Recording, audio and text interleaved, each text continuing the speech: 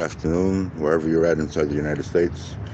I'm out here in Sacramento, California. This is Mac Road, the south side of, and I am here with this 93 2500 GMC Suburban, and we're swapping out, or well, the swap out already happened, but this is the video of the engine being put in. With the transmission already married. Some of the bolts got to be put in, but you do have to separate your wires, and please be careful with one of the wires that will not hang over and behind the transmission. Just doing this myself, so again, by myself. The reason why we're doing the swap, and we're gonna go over here and mainly not over here, but over here.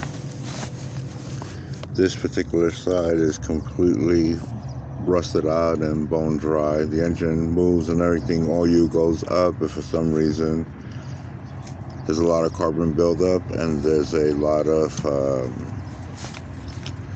what do you call it? A lot of rust where you can see like it's been oxidating, almost like that, but with a little bit of moisture. On this side, you guys can see that the rocker arms and everything looks uniformly. The colors are all, great. It's a little bit of carbon buildup on this side, but you don't see that. This on this side, and this side is completely heavy. I don't know if you guys can see that or not. The sun is. Let me go to the back side. And what happened was, there was another technician. Okay, so now that I have the shade, you guys can see how, mind you, it drove right here where we're at, and it's still bone dry. Something is either clogged the galley, or as you can see with the sun reflection, let me see if I can zoom in.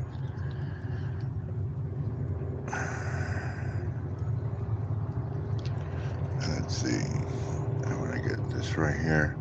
In the back, you guys can see the rocker arm. You see the rust. You see how dry. A little bit of moisture, just a little bit, and that's because of the early morning condensation of it being back here, because you can see the water back there. But all of this, sorry guys, but completely this side is completely messed up, and it was backfiring due to improper timing and clocking on the distributor versus the timing. You just can't drop this in and expect everything to be uniformly. Everything has a clock, everything has a time, and you have to get it dead top center, number one, before you even do this. And usually you throw this off just in another section, so when it sits and it finally seats, guess what? There's an indicator and everything. This will be timed at clock 1, ignition 1, and everything. There's some markings, as you guys can see. Sorry, I don't know if the camera can pick it up. There's some markings that you will see right here. You see the mark line, which this will have to be pointing at that once it's set TDC.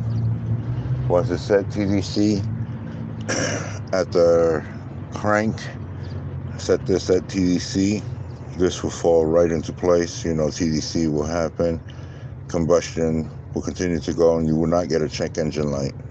Computer will try to control as much as the ignition firing and timing, but customer had a lot of backfiring to where you can see the outcome. About 6 months, 7 months later, the engine just started to knock and ping after he replaced this right here. And as you can see, there's no additional damage besides this side right here, where you can see majority of it is completely rusted out and everything.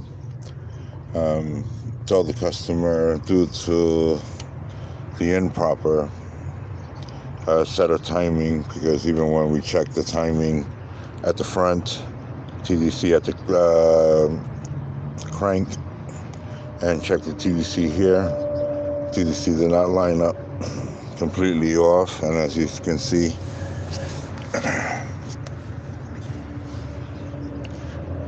that mark is right here where my nail is, and look at where TDC is. So when the ignition was already happening, it was happening right at either the piston on its way down or the piston on its way up. Either which way, it was firing maturely. The engine was still going because, again, fault banks were keeping the engine moving, but it had a check engine light. Couldn't figure out what was wrong with the engine. The old technician that did this, when I came, I was going to the complex, dealing with another customer. The technician was calling someone else and trying to figure out why ignition couldn't fire, and they were trying to figure out what they were going to do. Told them, recheck this. This controls everything. If this is brand new, as you can see, the whole distributor is completely brand new. If this is not set right, the vehicle will not start right, and if it starts, it will be kick firing and almost like a mule. And this is a 454 long block. So this right here cause this to malfunction. Whatever happens on this side, it was probably already getting warned and finally decided to go out. You can see a lot of the rust inside the engine anyway. I'm not too big with putting, certain type of antifreeze inside. I use something with distilled water and certain type of other additives inside that distilled water. I make my own, and it's cheaper that way. 99 cents for a gallon of distilled water, and the additive is like about $7. I forgot the name of it, but they sell it at O'Reilly. So Royal Purple makes some sort of additive, Redline makes some sort of additive, but this is an additive that has been proven in the racing industry, where they use just nothing but water and need certain type of lubrication and certain things to be running through so that the engine doesn't corrode and rust like this, because this is bad right here. Look at that rust, all completely inside. So that's the failure of that. And this one came from the junkyard and areas where you can see a lot of rust. The vehicle was brought to the yard about a week ago, so we took this one out of a 3500 series and married it to the 2500. Took the valve cover off and everything. Still a little more details and a little bit more wiring that has to be adjusted. Waiting on some gaskets to get here, so that way I can do the upper plaintiff and make sure that the plaintiff is perfectly sealed and everything. There's no leak, and plus we got to address the issue of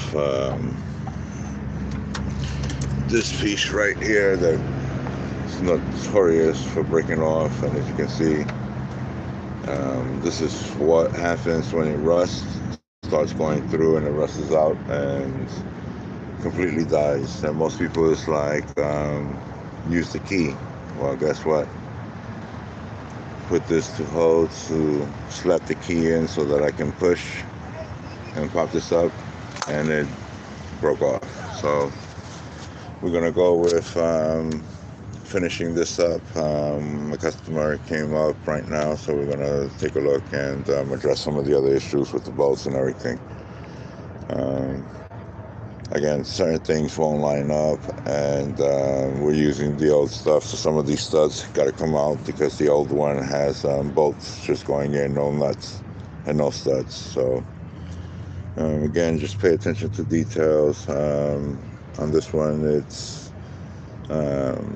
it took me 2 days due to that I'm working out here by myself and the lack of sunlight. Even though the parking lot has light, but again, you can't see when you're underneath. So I'm working only with sunrise, sunset. So again, this is Mike out here at Pacific Tech in northern Sacramento. The engine is swapped in, and now it's just tightening up all the fasteners down at the bottom, the pins and everything.